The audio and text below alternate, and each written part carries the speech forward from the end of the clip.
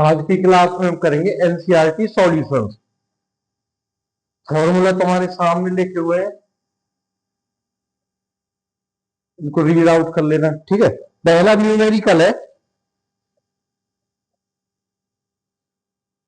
What is the force between two small charges having charges 2 into 10 to the power minus 7 coulomb.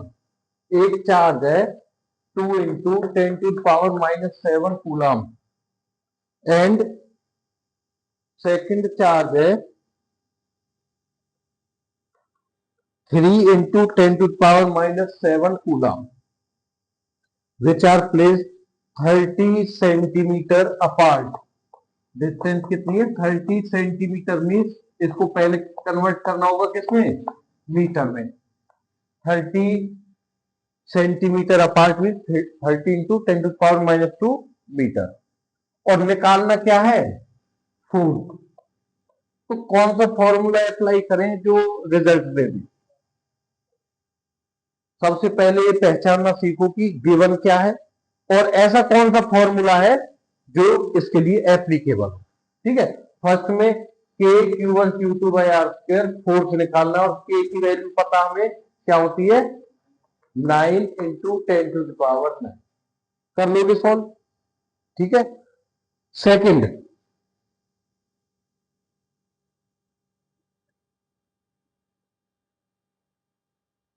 The electrostatic force on small square of charge 0.4 microcoulomb. Charge दे रखा है 0.4 micro coulomb. जो given है उसको लिखना सीखो पहले, ठीक है, धीरे धीरे करके। और माइक्रो का मतलब 10 to the power minus 6। Due to another small square of charge, ये Q1 और Q2 दे रखा है माइनस 0.8 माइक्रो कूलम। एक पॉजिटिव एक negative. In air is 0.2 newton. ये चीज क्या गिवन है? 0.2 न्यूटन क्या चीज गिवन है? फोर्स। कभी समझ में ना आए तो उसकी यूनिट पढ़ के हमें पता होना चाहिए। F equal to 0.2 newton. Clear है? पहला पहला क्वेश्चन इसमें, what is the distance between two square? दोनों स्क्वायर्स के बीच में डिस्टेंस क्या होगी? देखो Q1 गिवन है, Q2 गिवन है, फोर्स गिवन है, R निकालना है। कौन सा फॉर्मूला लगाएंगे? फर्स्ट वाला। ये पता है, दोनों ये वैल्यू पता है, और ये निकालना है, और ये गिवन है।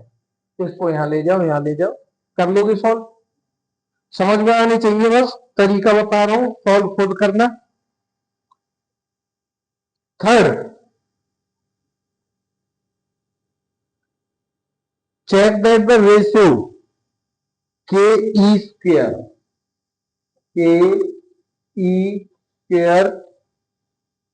Upon G N E M P, ये mass of electron, mass of proton, gravitational constant, ये के ई स्क्वायर इसी चैप्टर में पढ़ के आए। मतलब के ई स्क्वायर का मतलब के ओवर क्यू।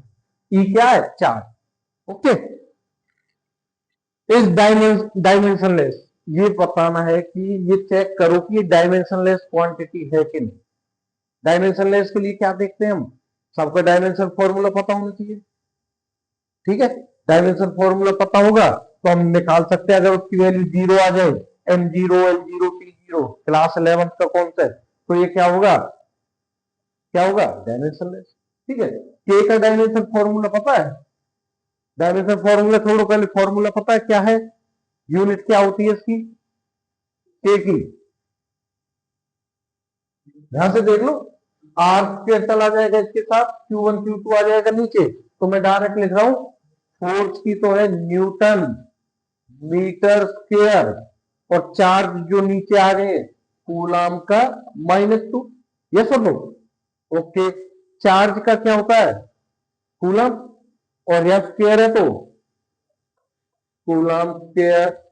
ओके, अपॉन ऐसी ग्रेविटेशनल कांस्टेंट क्या होता है?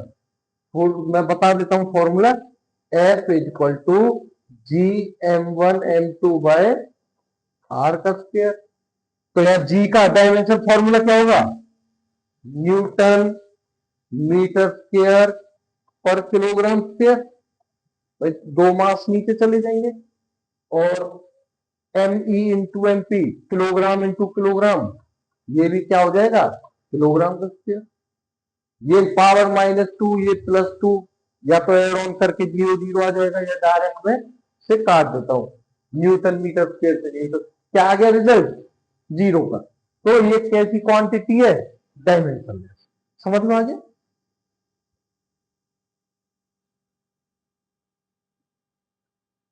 Determine the value of this ratio, what does the ratio signify.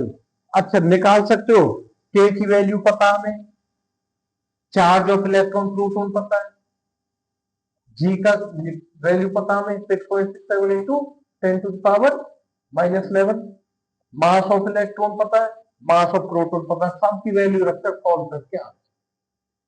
Clear. अच्छा फोर्थ देखो, explain the meaning of statement electric charge of a body quantize. Electric charge of a body quantize हम पहले भी discuss कर चुके हैं, quantization of charge पढ़ा था कि क्वांटाइज का मतलब क्या होता है यहां पर, कि जो भी चार्ज पार्टिकल एक जगह से दूसरी जगह जाएगा वो इंटीजर की फॉर्म में जाएगा। एक चार्ज, एक इलेक्ट्रॉन, 2 इलेक्ट्रॉन, 3 इलेक्ट्रॉन, कभी भी फ्रैक्शन की फॉर्म में नहीं जाता है। ठीक है, चल ये थ्योरेटिकल वाले आप लोग पढ़ लेना। अब है question number 6। Question number 6 theory वाले नहीं बता रहा हूं, हम वो डिस्कस कर चुके हैं पहले।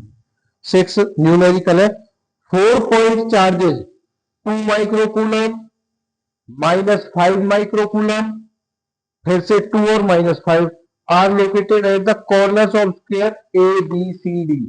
कोई एक स्क्वायर है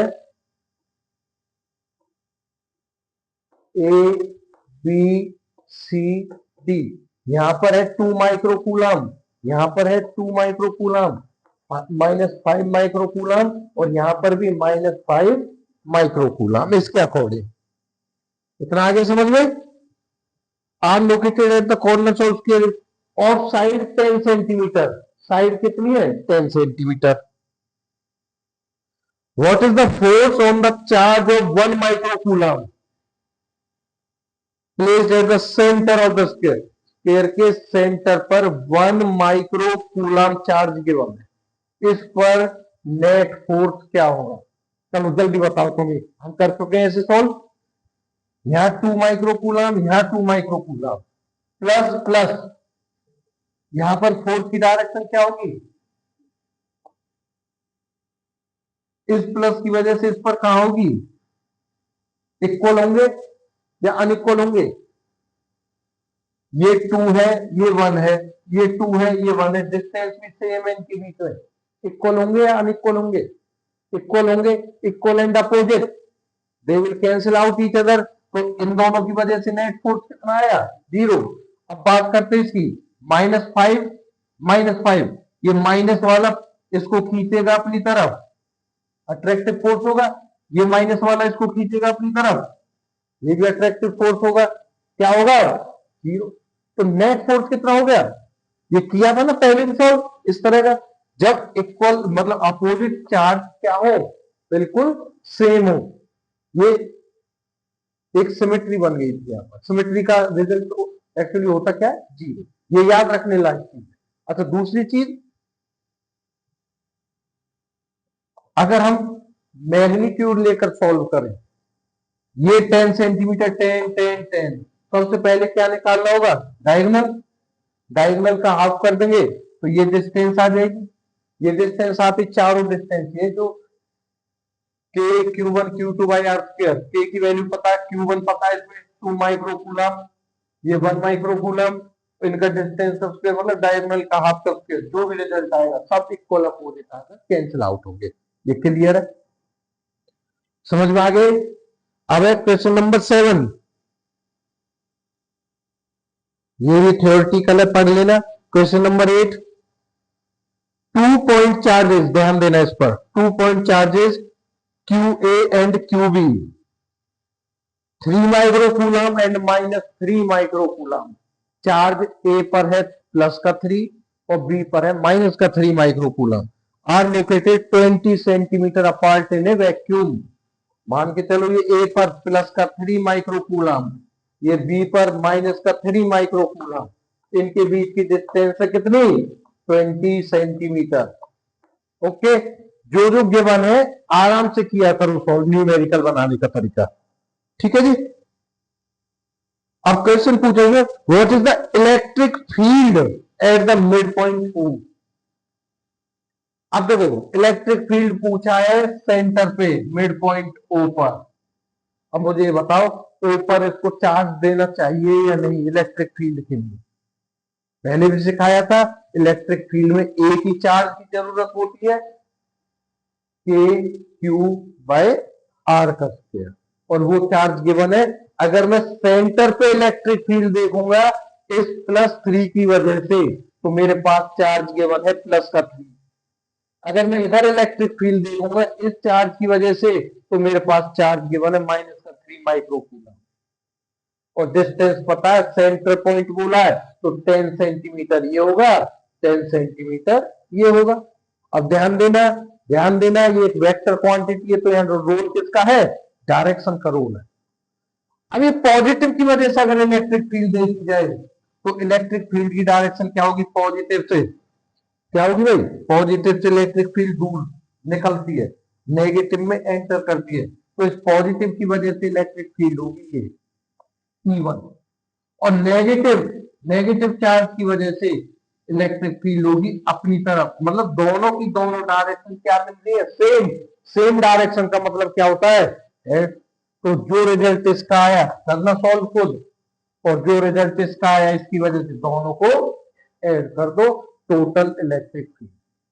बाई चांस अगर ये पॉजिटिव होता तो इसको भगा देता इधर, इस पॉजिटिव ने इधर भगाया, पॉजिटिव होता तो इसको भगाता इधर, रिजल्ट 0 आता उस टाइम। लेकिन इस केस में क्या, दोनों डायरेक्शन सेम है, ऐड कर। क्लियर है। अच्छा, इसका सेकंड पूछ रहा है इफ नेगेटिव टेस्ट चार्ज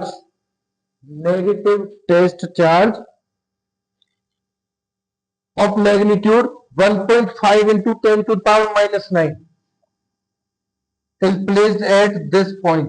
अगर इस पॉइंट पर 1.5 into 10 to the power -9 coulomb charge negative वाला अगर इस पॉइंट पर रख दिया जाए तो फोर्स क्या होगा, what is the force experienced by the test charge.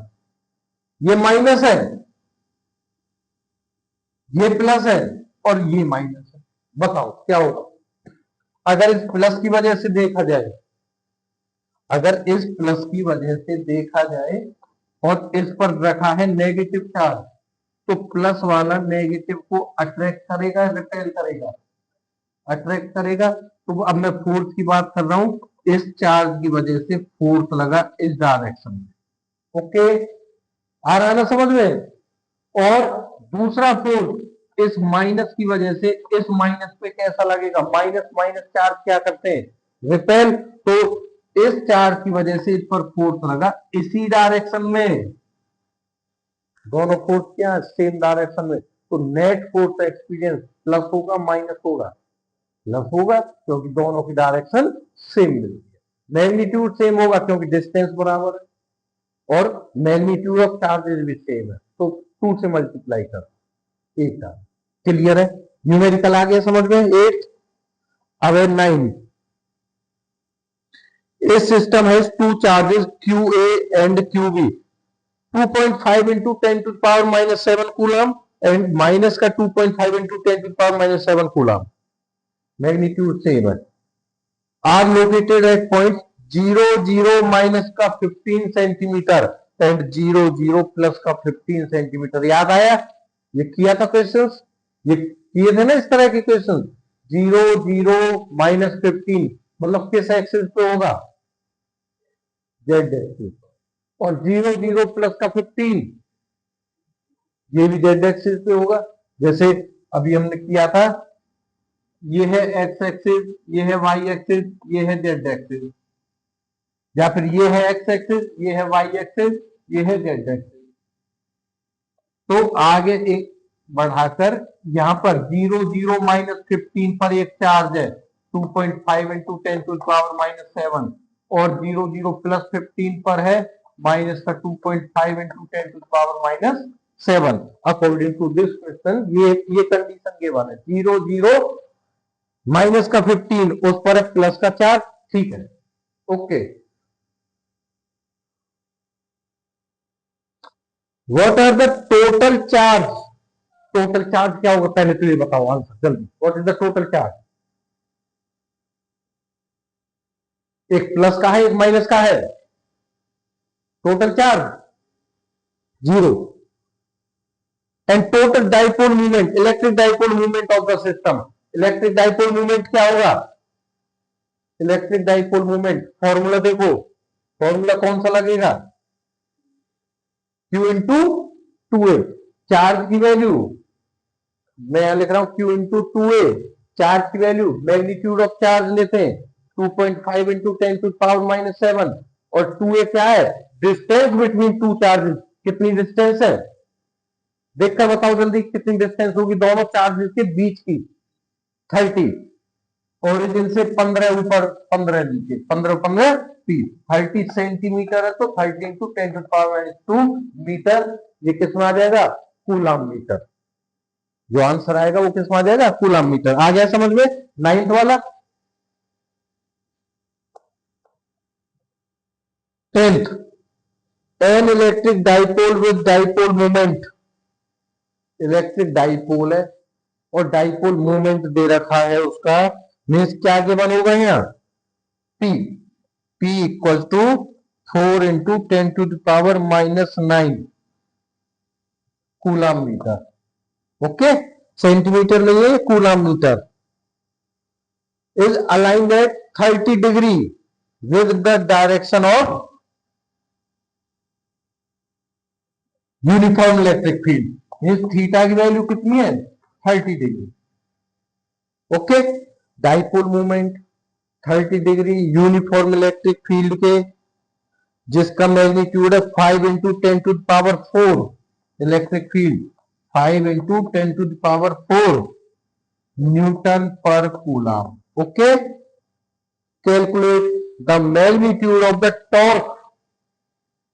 कौन सा फॉर्मूला? P गिवन है, E गिवन है, साइन 30 आंसर। ओके, आ रहा है ना समझ में? 10 न्यूमेरिकल्स हो गए हैं, समझ में आ गया यहां तक।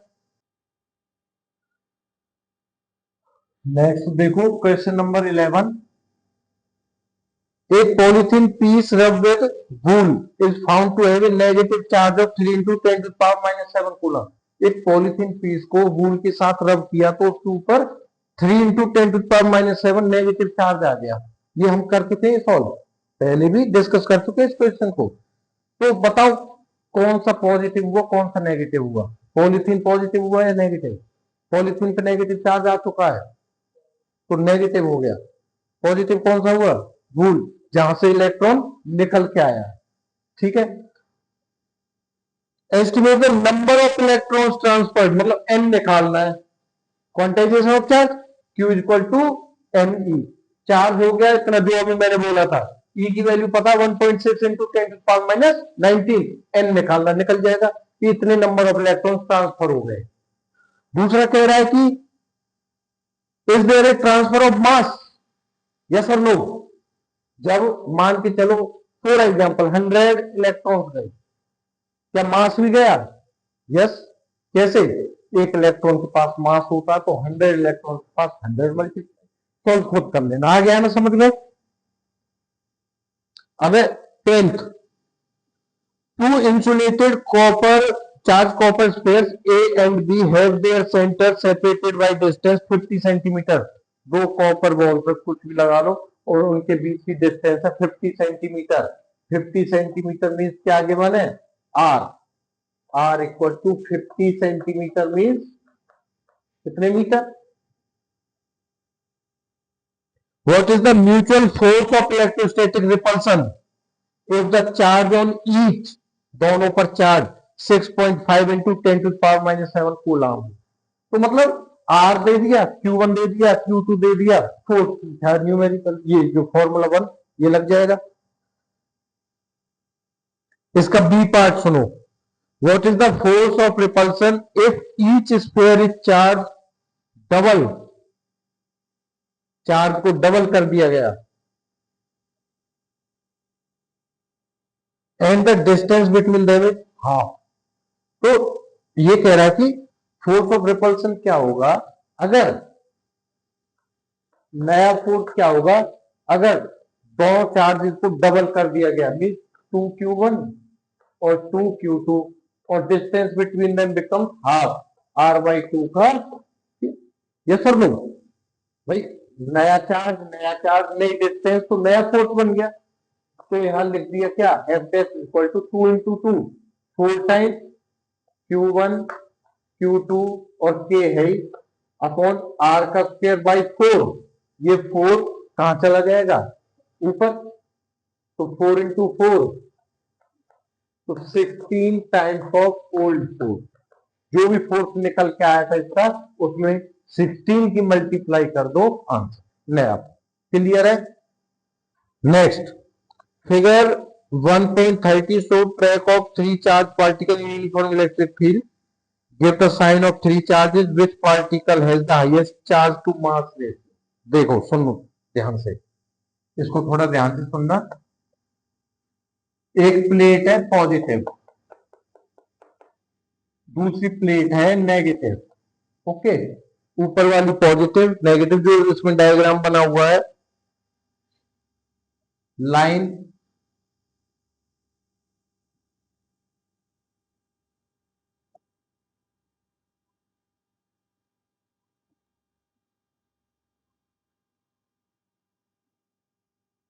ये है, ठीक है, चार्ज 1 2 3,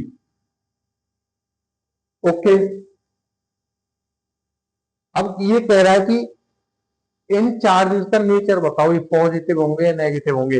1 का आंसर दो, ये पॉजिटिव होना चाहिए या नेगेटिव होना चाहिए। क्यों, ये जो पॉजिटिव की साइड मुड़ रहा है उसका नेचर क्या होगा, उल्टा नेगेटिव। ये माइनस होगा, ये माइनस होगा, ऐसे ये क्या होगा plus. Which charge particle have charge to mass ratio, बस पहचानने का तरीका ये, जो जल्दी बैंड हो जाए, बहुत ज्यादा जल्दी बैंड हो जाए, ये तो जा रहे हैं दूर से, ये जा रहा है जल्दी, तो चार्ज टू मास रेशियो किसका ज्यादा होगा, हर वाले का, ठीक है, Q/M रेशियो। नेक्स्ट है 14, consider a uniform electric field. ध्यान दो इधर, इलेक्ट्रिक फील्ड की वैल्यू है 3 इंटू 10⁻³ आई कैप न्यूटन पर कूलम। पिछली क्लास में बताया था आई कैप का मतलब क्या है, किस डायरेक्शन में electric field, along x axis. पहला, what is the flux of this field through a square of 10 centimeter on a side whose plane is parallel to YZ plane। देखो इधर, इधर देखो, मतलब एक इलेक्ट्रिक फ्लक्स निकालना है, आई कैप का मतलब है इलेक्ट्रिक फील्ड की डायरेक्शन है ये वाली, एक्स वाई, और जो चौक रखा बिल्कुल सामने ये वाले, ये है जेड, ये डायरेक्शन, ठीक है, इसको हम रिप्रेजेंट कर लेते हैं। ये लाइन बिल्कुल परपेंडिकुलर ऐसे आ रही है। अब इसने कहा है कि ध्यान से सुनना इस न्यूमेरिकल को,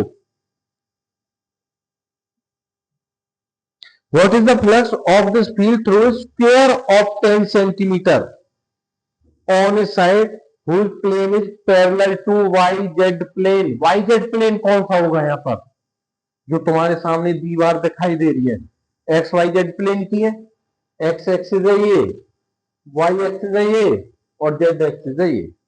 तो वाई जेड प्लेन कौन सा होगा, ये वाली दीवार।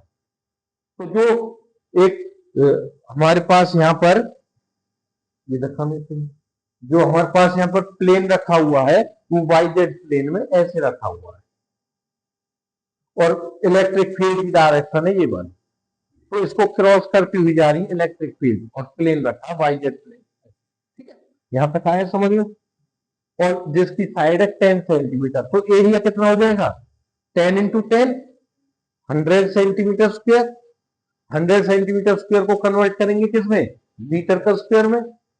कर लोगे ना सॉल्व। अच्छा अभी सुनना ध्यान से, वाई जेड प्लेन में रखा हुआ है। अच्छा अब इलेक्ट्रिक फ्लक्स बताओ, सिंपल, ये स्क्वायर 10 10, तो कौन सा फॉर्मूला लगाओगे,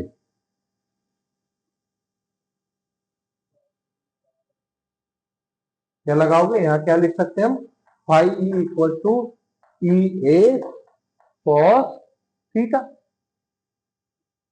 मुझे ये बताओ ई की वैल्यू गिवन है, ए की वैल्यू गिवन है 100 सेंटीमीटर स्क्वायर, जिसको मीटर स्क्वायर में कन्वर्ट करो। थीटा की वैल्यू क्या है, थीटा की वैल्यू क्या है 0 डिग्री। भाई सरफेस ये है, इलेक्ट्रिक फील्ड है, एरिया वेक्टर भी है, cos 0 क्या होगा +1, ई इंटू जो भी रिजल्ट आएगा वो फ्लक्स होगा। क्लियर है। अच्छा बी पार्ट कह रहा है what is the flux through the same square if the normal of its plane makes 60 degree angle with X axis. X axis के साथ 60 डिग्री अगर उसका नॉर्मल बना रहा है तो नया क्या होगा, जैसे मैंने अब देखो ध्यान देना, वाई जेड प्लेन ये था, वाई जेड प्लेन ये था और एरिया वेक्टर ये था। अब इसने कहा कि एक्स एक्सिस के साथ ये 60 डिग्री का एंगल बना रहा है जो नॉर्मल है इसका, तो यहां थीटा की वैल्यू कितनी हो गई 60 डिग्री। तो सेम रिजल्ट, बस क्या फर्क आएगा, ई सेम ए सेम cos 60, और cos 60 की वैल्यू क्या होती है हाफ। अगर मान लो पहले का रिजल्ट 100 आया तो 60 डिग्री वाले का रिजल्ट 50 आएगा उसका। क्लियर है, क्लियर है। 15 what is the net flux of the uniform electric field, exercise 1.14 same numerical 14 वाले के लिए कह रहा जो, through a cube of side 20 centimeter oriented so that its faces are parallel to the coordinate plane। कल की class में किया था ये सॉल्व, कल की क्लास में किया था ये सॉल्व कि भाई एक प्लेन ये क्यूब है,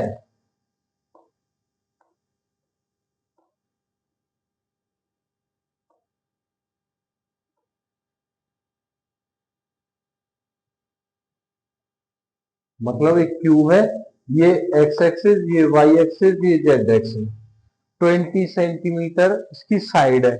what is the net flux in this case, answer क्या आएगा, ई गिवन है, एरिया गिवन है 20 इंटू 20 400 सेंटीमीटर स्क्वायर, जिसको मीटर स्क्वायर में कन्वर्ट करेंगे।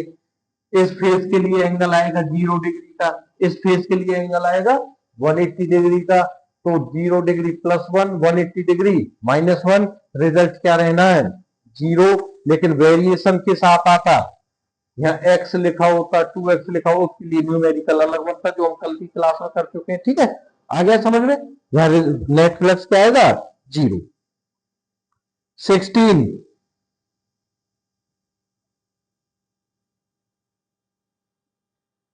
careful measurement of electric field at the surface of black box indicates that the net outward flux through the surface of box is net outward flux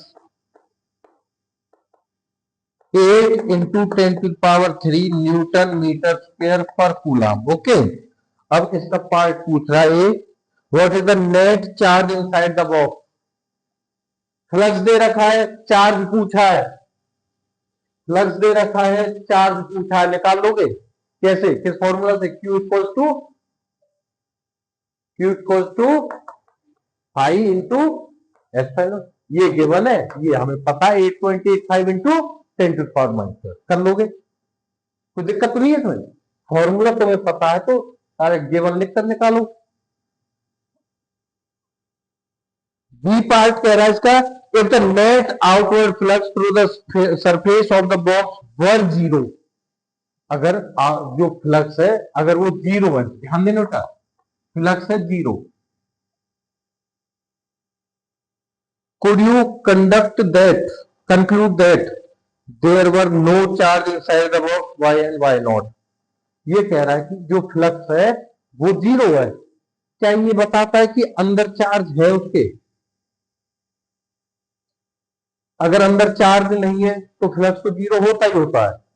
अगर charge है और zero की भी condition हो तो वो कब पॉसिबल होगा? जैसे फॉर एग्जांपल ये बॉक्स है, यहां पर चार्ज नहीं है, फील्ड नहीं है, फील्ड नहीं है, फ्लक्स नहीं है, लेकिन चार्ज है भी और फ्लक्स भी जीरो, वो कब पॉसिबल है? जब दो इक्वल एंड अपोजिट चार्ज आ जाए। मैं यहां लिख दू प्लस का 3 कूलम और यहां लिख दू माइनस का 3 कूलम, तो टोटल चार्ज कितना हो गया अंदर? जीरो। जीरो चार्ज हो गया तो फ्लक्स जीरो हो गया। तो ये पॉसिबल है किस केस के लिए? डाइपोल। अगर डाइपोल रखा हो अंदर, इक्वल एंड अपोजिट चार्ज होता है डाइपोल, अगर वो ये कंडीशन है कि चार्ज अगर ना भी हो तो जीरो होगा ही होगा, लेकिन चार्ज भी हो और रिजल्ट भी जीरो आए तो वो किस केस होगा? डाइपोल। ठीक है, इक्वल अपोजिट चार्ज। 17 ए पॉइंट चार्ज प्लस 10 माइक्रोकूलम, ध्यान दो इधर, is a distance of 5 centimetre directly above the center of the square। नीचे एक स्क्वायर बना हुआ है और इसके सेंटर से ऊपर एक चार्ज रखा हुआ है। ध्यान है, कल की क्लास में हमने किया था, एक क्यूब है और सारी साइड हटाकर सेंटर से यहां पर एक चार्ज रख दिया। Okay, what is the magnitude of the electric flux through the square? Magnitude of the electric flux क्या होता है? फॉर्मूला फ्लक्स का क्यू बाई एप्सिलॉन नॉट। ध्यान है, flux is equal to Q by epsilon. जब 6 की 6 साइड थी, 6 side थी, तब कितना लिखा था हमने? 6/6। 5 थी तो 5/6, 8 है तो 1/6। अब क्यू गिवन है, ये पता है, अपॉन में 6 कर देना। ये जो हमने कल किया था वो इसके लिए याद आ गया, समझ में आ गया भाई? 6 की 6 साइड है, q by epsilon not total charge. एक साइड है, एक साइड की वजह से निकाल रहे तो डिवाइड बाय 6, दो साइड की वजह से निकालते तो 2/6 कर दे, 3 में ठीक है, 6 के 6 6/6, तो रिजल्ट हुई। ठीक है, ए पॉइंट चार्ज, अब 18, a point charge 2 microcoulomb is the centre, is at the centre of cubic Gaussian surface, cubic cube Gaussian surface 9 centimetre on edge. कितना दे रखा है? 9 सेंटीमीटर। और चार्ज कितना दे रखा है? 2 microcoulomb. What is the net electric flux? कर लो, क्यू बाई एप्सिलॉन नॉट, मतलब यहां पर साइड वाइड की कोई जरूरत नहीं है, क्यू बाई एप्सिलॉन नॉट, खत्म question. 19 a point charge causes an electric flux of -1 into 10⁻³ -1 into 10⁻³ newton metre square पर coulomb to pass through a spherical Gaussian surface, spherical Gaussian surface, 10 centimeter radius centered on the charge। पहला, if the radius of the Gaussian surface were double, how much flux would pass through the surface? ये कह रहा, देखो सुनना ध्यान से, एक sphere है 10 सेंटीमीटर रेडियस का, सेंटर पे कोई चार्ज रखा है, कुछ भी फ्लक्स होगा, फ्लक्स कितना होगा? Q by epsilon not. मैंने मान लिया 100, एग्जांपल 100 है। अब नया फ्लक्स क्या होगा जब उसकी रेडियस को डबल कर दिया, क्या फर्क पड़ेगा? क्या फर्क पड़ेगा? क्या फ्लक्स रेडियस पर डिपेंड करता है? फ्लक्स रेडियस पर डिपेंड करता है या नहीं? नो। डबल कर दो, हाफ कर दो, ट्रिपल कर दो, no effect, it will remain same. समझ में आ गया? जो भी वैल्यू आएगी वो क्या रहेगी? बिल्कुल सेम।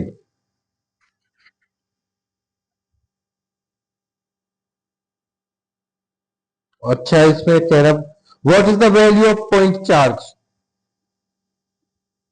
भाई फ्लक्स दे रखा है ये, एफ आई नॉट हमें पता है, क्या हम चार्ज निकाल सकते हैं? पता, ठीक है। फ्लक्स तो रहेगा सेम, चाहे डबल कर दो ट्रिपल कर दो, चार्ज निकाल सकते हैं इसी फॉर्मूला से। अब है 20, एक conducting sphere of radius 10 centimetre, एक स्फीयर है कंडक्टिंग है, अननोन चार्ज, हमें नहीं पता क्या चार्ज है। If the electric field 20 centimetre from the centre of the sphere is, इसके सेंटर से 20 सेंटीमीटर दूर इलेक्ट्रिक फील्ड है जो, वो दे रखी है 1.5 into 10 to power 3, 1.5 into 10 to power 3। Okay,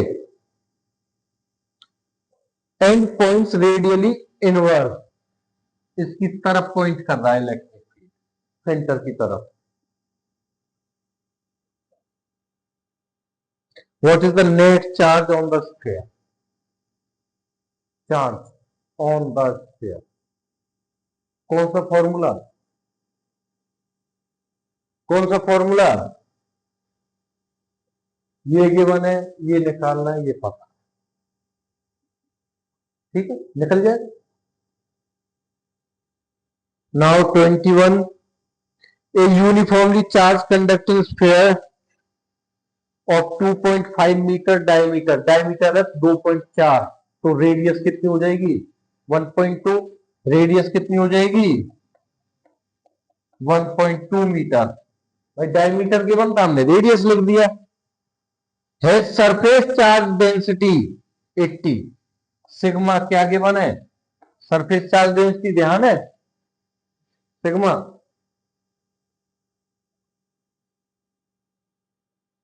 ये लगा लो, कोई सा फॉर्मूला देखेंगे अभी क्या है। सरफेस चार्ज डेंसिटी है ये 80 और रेडियस है ये। Find the charge on the sphere, बताओ कैसे निकालो।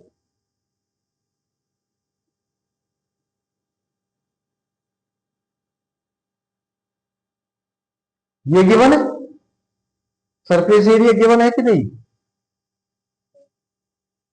रेडियस गिवन है, तो एक स्क्वायर का सरफेस एरिया क्या होता है 4 पाई r स्क्वायर, और ये निकालना, कर लोगे सॉल्व। 4 पाई r स्क्वायर क्या होता है, सरफेस एरिया किसका, स्क्वायर का, तो आर गिवन है, सिग्मा गिवन है, क्यू निकालना है। What is the total electric flux leaving the surface of the sphere, flux निकल जाएगा, जब चार्ज निकाल चुके हो तो Q by epsilon naught. Okay, 22, an infinite line charge produce a field of 9 into 10 to the power 4, E की value कितनी given है, यहां पर ई की वैल्यू कितनी गिवन है 9 into 10 to the power 4 at the distance of 2 centimetre, 2 centimetre metre में convert करोगे, multiply by 10⁻⁻²। Calculate the linear charge density, देखो ई गिवन है, आर गिवन है, और निकालना क्या है, लीनियर चार्ज डेंसिटी क्या होती है, कौन सा फॉर्मूला, कौन सा फॉर्मूला, ई गिवन है, आर गिवन है, इन सब की वैल्यू पता है, लैम्डा निकालना। और न्यूमेरिकल सॉल्व करने के लिए मैंने पहले भी बताया था, 2 से मल्टीप्लाई कर लो और 2 से डिवाइड कर लोगे तो क्या बन जाएगा, जिसकी वैल्यू हमें पता है 1/4 पाई निकल जाएगा, कर लोगे solve. 23, two large linear metal plates are parallel and close to each other, दो plate,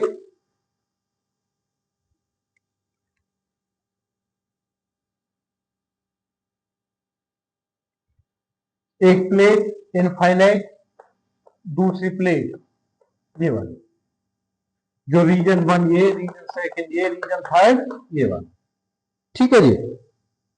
on their inner faces the plates have surface charge densities equal in the opposite sign 17 into 10 to the power minus, मतलब sigma और minus sigma 17 into 10 to the power minus 22. Okay, surface charge density है, इसके लिए positive, इसके लिए negative. What is E? In the outer region of the first plate, इस region में electric field कितनी होगी? सुनना ध्यान से, इसको ध्यान से सुनना. रीजन 1 में इलेक्ट्रिक फील्ड का फॉर्मूला ये है 1/2 छोड़ो इसे. सिग्मा 1 की वैल्यू क्या है? सिग्मा. और सिग्मा 2 क्या है? Minus sigma. मतलब वैल्यू भी रखोगे तो cancel out each other. Result क्या रहना है? जीरो. क्या रहना है? रिजल्ट रीजन 1 में जीरो. अब दूसरा पूछा है outer region of third. Third में फॉर्मूला क्या है? फिर से सिग्मा 1 प्लस सिग्मा 2 आ गया. प्लस सिग्मा माइनस सिग्मा खत्म. इसका भी रिजल्ट क्या आ गया? जीरो. अब बचा बीच का between the plates. Between the plates क्या होगा? बिटवीन द प्लेट्स ध्यान दो इधर, ये है sigma 1 sigma, sigma 2 minus sigma. तो माइनस और माइनस सिग्मा क्या हो गया? प्लस का सिग्मा. सिग्मा और सिग्मा 2 सिग्मा. 2 से 2 कैंसिल, तो रिजल्ट क्या है इसके लिए? Sigma upon epsilon naught. और सिग्मा की वैल्यू है ये अपॉन में 8.85 into 10 to power minus. Solve करो आंसर. तुम्हें आया समझ में? फर्स्ट में जीरो क्यों हुआ? कट गए. लास्ट में जीरो क्यों हुआ? कट गए. बीच में इलेक्ट्रिक फील्ड बची. इलेक्ट्रिक फील्ड बची, वो कितनी बची? Sigma by epsilon not. Value का 4 आंसर. क्लियर है? एनसीईआरटी कंप्लीट है यहाँ पर.